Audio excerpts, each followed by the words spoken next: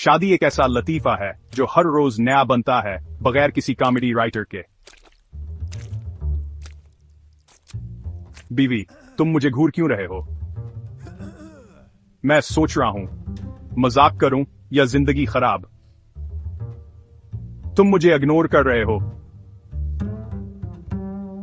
मैं नहीं जान, मैं तो सिर्फ सर्वाइवल मोड में हूं। बीवी ने कहा, खुद कपड़े धोना सीख लो। मैंने कहा, तुमने प्यार में धोखा दिया, वॉशिंग मशीन का क्या भरोसा। शादी के बाद आदमी का सबसे बड़ा ख्वाब क्या होता है? ख्वाब नहीं भाई, सिर्फ नींद बाकी रह जाती है। अगर आप भी शादीशुदा हो या होने वाले हो तो लाइक लाजमी करो और कमेंट में बताओ बीवी का सबसे मजाहिया डायलॉग क्या था। मजीद हिंसी के लिए सब्सक्राइब करो, रोजाना के मुस्कुराहटों के लिए फॉलो करो।